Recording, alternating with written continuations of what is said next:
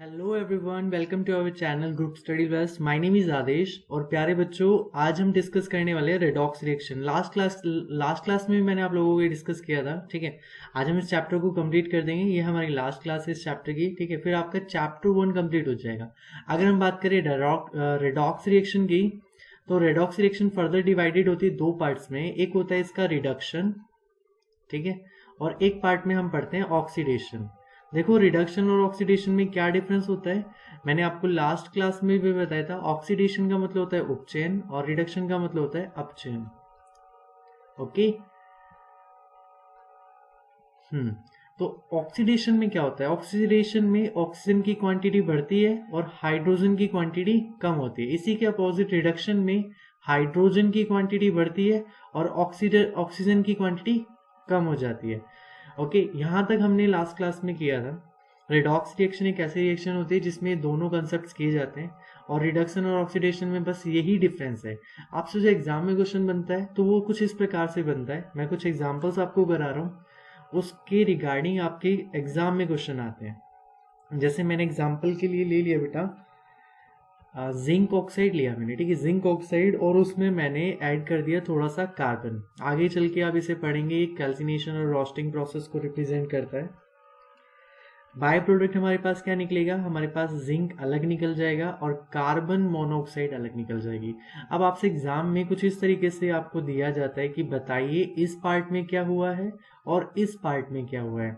तो आप लोगों को सिर्फ इतना डेली करना होता है कि यहाँ पे आपको ये देखना है जिंक ऑक्साइड है, और जिंक ऑक्साइड जब हमारे पास प्रोडक्ट यानी कि उत्पाद वाली जगह पर हमने देखा तो जिंक पर मिला, यानी कि ऑक्सीजन की मात्रा क्वांटिटी कम हो गई। और क्वांटिटी ऑक्सीजन की किस में कम होती है, अभी अभी आपने पढ़ा रिडक्शन में। तो आप कह सकते हैं इस पार्ट में क्या हुआ है, हमारे पास रिडक्शन हुआ है। यहां पर हुआ रिडक्शन, जिसको हम क्या कहेंगे, अपचयन। तो बेटा इसके अपोजिट जो मैंने यहाँ पे रिप्रेजेंट किया आपको दिखाई दे रहा है, देखो कार्बन है, यहाँ पे उसके पास कोई ऑक्सीजन नहीं है, लेकिन जो प्रोडक्ट में देखा तो कार्बन के पास ऑक्सीजन की क्वांटिटी आ गई, यानी कि ऑक्सीजन अवेलेबल हो गई, ऑक्सीजन उसके साथ जुड़ गई। तो इस पार्ट में हुआ है ऑक्सीडेशन। अब देखो, इसमें उपचयन में आपने देखा, ये तो नॉर्मली आपको समझ में आ गया, लेकिन एग्जाम में एक पार्ट और आपसे पूछा जाता है कि इसमें ऑक्सीडाइजिंग एजेंट और रिड्यूसिंग एजेंट क्या है। तो देखो, ऑक्सीडाइजिंग एजेंट क्या होते हैं और रिड्यूसिंग एजेंट क्या होते हैं, इनके बारे में भी जान लेते हैं। या मैं इसी एग्जाम्पल के थ्रू आपको समझा देता हूँ, आपको क्लियर भी हो जाएगा। और 2-3 एग्जाम्पल हम इसके देखेंगे। ऑक्सीडाइजिंग एजेंट को हिंदी में उपचायक कहा जाता है और रिड्यूसिंग एजेंट को हिंदी में अपचायक कहा जाता है। देखो, इसमें ऑक्सीजन कौन रिलीज कर रहा है, जो ऑक्सीजन जो छोड़ देता है, ऑक्सीजन जो रिलीज करता है वो कहलाता है ऑक्सीडाइजिंग एजेंट। तो जिंक ऑक्साइड आपका इसमें ऑक्सीडाइजिंग एजेंट है, उपचायक है। और ऑक्सीजन को कौन गेन कर रहा है, तो आप देख रहे हो यहाँ पे कार्बन ऑक्सीजन को गेन कर रहा है, यानी कि कार्बन जो है हमें लेना, हमें ऑक्सीडाइजिंग एजेंट और रिड्यूसिंग एजेंट दोनों ही सिर्फ रिएक्टेंट पार्ट से बताने होते हैं। हम प्रोडक्ट में नहीं जाते, हमें रिएक्टेंट से ही बताना होता है ये दोनों पार्ट। ठीक है, तो रिएक्टेंट के अकॉर्डिंग हमने देखा ऑक्सीजन को छोड़ने वाला हो गया हमारे पास ऑक्सीडाइजिंग एजेंट, तो जिंक ऑक्साइड हमारा ऑक्सीडाइजिंग एजेंट हो गया। और अगर हम देखें कार्बन ने ऑक्सीजन गेन करी है, तो यहाँ पे कार्बन, यहाँ पे ऑक्सीजन है नहीं। एक तरीके से आप ये भी समझ सकते हो यहाँ पे कार्बन के पास ऑक्सीजन नहीं है, तो ये क्या होगा, हमारा रिड्यूसिंग एजेंट होगा। ठीक है, थोड़ा सा अजीब लग रहा होगा, अपोजिट वर्ड्स के अपोजिट काम समझ में आ रहा होगा, लेकिन ये रियल है, इसी तरीके से होता है। क्योंकि यहाँ पे ऑक्सीजन प्रेजेंट है, ये ऑक्सीजन को लूज कर रहा है ये वाला पार्ट, इसीलिए ये हो गया ऑक्सीडाइजिंग एजेंट। और जो ऑक्सीजन को गेन कर रहा है, आप देख रहे हो ना, बेशक कार्बन है यहाँ पे कार्बन, लेकिन इस साइड ऑक्सीजन को गेन कर रहा है, यहाँ उसके पास ऑक्सीजन नहीं है, वो कहलाएगा आपका रिड्यूसिंग एजेंट। इसके बाद बेटा कुछ और एग्जांपल लेते हैं, आगे देखते हैं। चलो, अब एग्जांपल के लिए मैंने ले लिया Fe2O3, या फिर हाँ ठीक है, Fe2O3 ले लेते हैं, Fe2O3 that is iron oxide.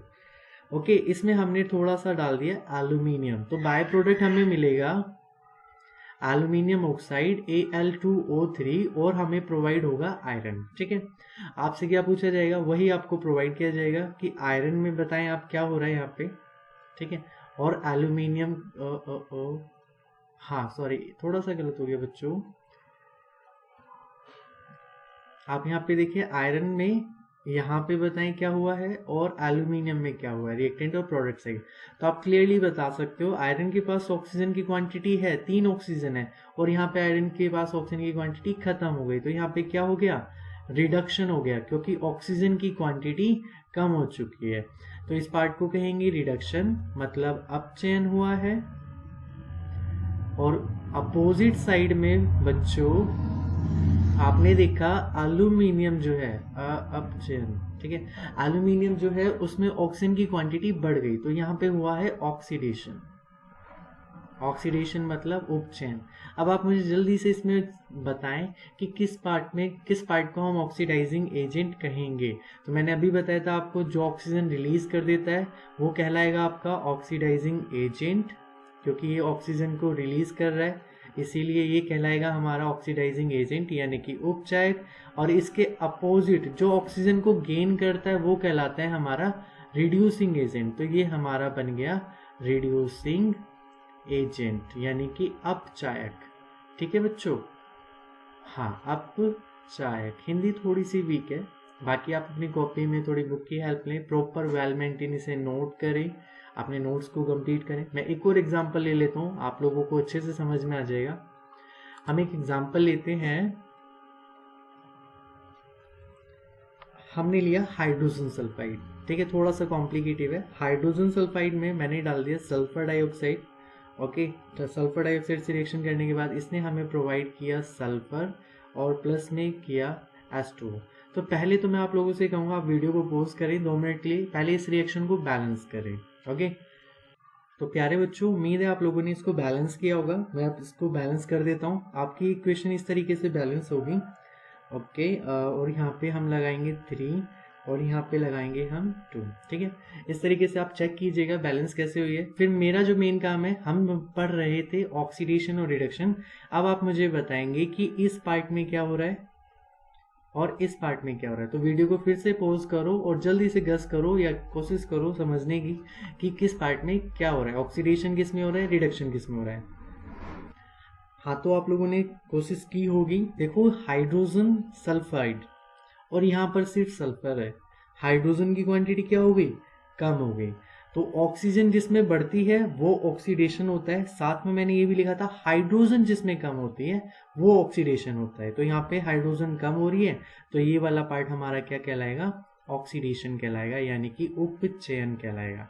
अब बात करते हैं इसमें क्या हो रहा है। देखो ऑक्सीजन की क्वांटिटी कम हो रही है, मैंने लिखवाया था हाइड्रोजन की क्वांटिटी जिसमें बढ़ती है और ऑक्सीजन की क्वांटिटी जिसमें कम होती है वो हमारी रिडक्शन कहलाती है। तो ये वाला पार्ट हमारा कहलाएगा रिडक्शन, ठीक है बेटा। तो इसको बोलेंगे अपचयन, ओके। इस तरीके से आप इसके बहुत सारे एग्जाम्पल अपनी बुक से कर सकते हैं। हम चलते हैं last part of the chapter, that is called affect of oxidation, या फिर आप कह सकते हैं रेडॉक्स रिएक्शन, यानी कि रेडॉक्स अभिक्रिया के प्रभाव। तो देखो बेटा, मैंने यहाँ आप लोगों के लिए कंटेंट ऑलरेडी लिखा हुआ है, बस आपको समझना है और अपनी कॉपी में वेल मेंटेन नोट करना है। तो ये लिखा हुआ है इफेक्ट ऑफ ऑक्सीडेशन रिएक्शन, वो भी कब, एवरीडे लाइफ में। हम अपनी दिनचर्या में जो रेडॉक्स अभिक्रिया का जो प्रभाव देखते हैं उससे जुड़ा हुआ है। इसमें आपको 2 टॉपिक बड़े इंपॉर्टेंट पढ़ने हैं। First one is corrosion. Corrosion का मतलब संक्षारण, ओके। अब संचारण क्या होता है, देखो एक छोटी सी नॉर्मल सी डेफिनेशन बनती है कि eating up of metals due to the attack of atmospheric gases such as oxygen, या आप नॉर्मली कह सकते हैं किसी भी धातु का वायु में उपस्थित हानिकारक गैसों, नमी व जल के कणों से ह्रास होना, उसका नुकसान होना संचारण कहलाता है। बेटा जंग लगना संचारण नहीं होता, जंग लगना यानी कि rusting of iron is the better example of corrosion. एक अच्छा सा उदाहरण होता है लोहे पर जंग लगना संचारण का, ठीक है। तो संचारण के बारे में बात करते हैं। संचारण के बारे में हिंदी में लिखा हुआ है वह प्रक्रिया जिसमें धातुएं उनकी सतह पर वायु, नमी व रसायन के कारण धीरे धीरे नष्ट हो जाती हैं, ओके। तो बेटा इसके बारे में अब थोड़ा सा एक एग्जाम्पल ले लेते हैं। एग्जाम्पल मैंने अभी आपको बताया, हमने अभी डिस्कस किया था कि हमने आयरन को लिया, लाइक मैं छोटा सा एग्जाम्पल ले लेता हूँ। आयरन लिया मैंने, आयरन के साथ मैंने कुछ मात्रा में ऑक्सीजन ऐड किया, ठीक है, और कुछ मात्रा में ऑक्सीजन के साथ साथ हमने ऐड किया उसमें वाटर के मॉलिक्यूल्स। तो ये हो गया हमारे पास। अब फाइनली जो प्रोडक्ट हमें मिलेगा वो क्या मिलेगा, देखो क्वांटिटी लिखता हूँ मैं, थोड़ा सा आपको क्लियर हो जाएगा, बैलेंस करके लिख रहा हूँ। यहाँ पे 2 मॉलिक्यूल आयरन के लूंगा, 3/2 मॉलिक्यूल ऑफ ऑक्सीजन लूंगा और x मॉलिक्यूल किसके लूंगा, वाटर के लूंगा। तभी हमारी एक रिएक्शन बनेगी Fe2O3.XH2O, जो मैंने आपको स्टार्टिंग में भी कराया था कि ये हमारे पास क्या आया है, रस्टिंग ऑफ आयरन, यानी कि रस्ट है ये, या मतलब आप कह सकते हैं फॉर्मूला है ये किसका, जंग लगने का। लोहे पर जो जंग लगता है वो ये होता है, ओके, जंग का सूत्र कहेंगे इसे हिंदी में। तो इस तरीके से आप इसको रिएक्शन को लिख सकते हैं। अब मैंने ये भी बता दिया आपको, rusting of iron is not the mean of corrosion, ठीक है। और भी एग्जांपल, जैसे मैं एक छोटा सा एग्जांपल ले लेता हूँ बेटा, सिल्वर, सिल्वर यानी कि चांदी। आप जब चांदी की रिंग वगैरह जो होती हैं उसको कुछ टाइम के लिए नॉर्मली रूम में रख देते हैं तो कुछ टाइम बाद वो ब्लैक हो जाती है। तो उसका रीजन क्या है, उसके ब्लैक होने का कारण भी कोरोजन है। क्यों है कोरोजन, क्योंकि एयर में प्रेजेंट हाइड्रोजन सल्फाइड, या आप कह सकते हैं ओनली सल्फर, सल्फर से जो है ना, सल्फर यानी कि सल्फर, हाइड्रोजन सल्फाइड जो गैस है वो उस मेटल पर, किस पर, सिल्वर यानी कि चांदी की धातु पर प्रभावित करती है, उसे अफेक्ट करती है, उसका धीरे धीरे लॉस करना होना शुरू कर देती है, उसको हानि पहुंचाती है। इसको क्या कहा जाएगा, ये भी कोरोजन का एक एग्जाम्पल है। आपसे एग्जाम में क्वेश्चन बन सकता है कि चांदी के आर्टिकल्स धीरे धीरे सिल्वर की मेटल्स ब्लैक क्यों हो जाती हैं, तो आप रीजन लिखेंगे due to the corrosion, because hydrogen sulphide is react with silver, okay. तो इस तरीके से आप पूरा आंसर लिख सकते हैं, वेल मेंटेन। अब बात करते हैं कोरोजन के बाद हमारा लास्ट टॉपिक आता है, या उससे पहले हम एक ये पढ़ते हैं, मैथड ऑफ प्रिवेंटिंग रस्टिंग। हाँ, ये एग्जाम से जरूर पूछा जाता है कि भाई आप रस्ट को कैसे बचा सकते हैं, रस्ट होने से, जंग लगने से कैसे बचा सकते हैं। तो बाय पेंटिंग, पेंट करके बचा सकते हैं आप। आपने देखा होगा साइकिल वगैरह पे हम ग्रीसिंग ऑयलिंग, व्हीकल्स में पहियों में ग्रीसिंग और ऑयलिंग करते हैं ताकि उनमें जंग ना लगे। वो लोहे के आर्टिकल्स होते हैं, उनको रस्ट होने से बचाने के लिए। फिर एक बड़ा इंपॉर्टेंट पार्ट बनता है आपका यशद लेपन, दैट इज गैल्वेनाइजेशन, ओके। तो ये यशद लेपन क्या होता है, देखो, the galvanisation is a process in which हम क्या करते हैं, जिसके अंदर किसी भी लोहे के आर्टिकल्स को, आयरन लाइक मटेरियल जो हुआ हमारे पास, लोहे के आर्टिकल्स को कोटेड कर देते हैं, कवर्ड कर देते हैं, कोट कर देते हैं उस पर, किसका, जिंक का। जिंक यानी कि जिंक एक धातु होती है ना, जिंक मेटल से कोटेड कर देते हैं, और इस प्रोसेस को कहा जाता है गैल्वेनाइजेशन बेटा। और ये एग्जाम में जरूर पूछा था। इससे जुड़ा हुआ एक और है एनोडाइजिंग, एक वर्ड होता है जो आप चैप्टर नंबर 3 में पढ़ेंगे, एनोडाइजिंग, एनोडीकरण कहा जाता है इसे। और ये भी कुछ इसी तरीके से होता है, इसमें एल्यूमिनियम का प्रयोग किया जाता है, ठीक है। आगे चलते हैं, last topic of the chapter that is rancidity. Rancidity को हिंदी में विकृत गंधिता कहा जाता है। रैंसिडिटी मतलब विकृत गंधिता। होता क्या रैंसिडिटी, कोई भी फूड पार्टिकल्स होते हैं, ऑयल और फैट कंटेंट जो होते हैं, वो धीरे धीरे एयर के कांटेक्ट में आने के बाद ऑक्सीडाइज हो जाते हैं, उपचयित हो जाते हैं, और उनके ऑक्सीडाइज होने के कारण उसमें से बैड स्मेल और उनका टेस्ट दोनों चेंज होते हैं। उसमें से बैड स्मेल आने लगती है, टेस्ट चेंज हो जाता है, और इसी प्रोसेस को कहा जाता है रैंसिडिटी, विकृत गंधिता। आपने देखा होगा कभी आप कोई सब्जी वगैरह होती है, किसी खाद्य पदार्थ को बाहर रख देते हैं तो कुछ टाइम बाद उसमें से तो बैड स्मेल आने लगती है, और अगर आप टेस्ट करके देखें तो उसका टेस्ट खट्टा हो जाता है, तो वो कहलाता है आपका रैंसिडिटी, यानी कि विकृत गंधिता। और इस रैंसिडिटी से आपको कैसे आप उसे कैसे बचा सकते हैं किसी फूड कैन स्टफ को, तो बेटा इसमें लिखा हुआ है बाय एडिंग एंटीऑक्सीडेंट, प्रति उपचायक। ऐसे इसमें होता है BST होते हैं, 2-3 होते हैं, आपके कोर्स में है नहीं, ठीक है, BST होता है।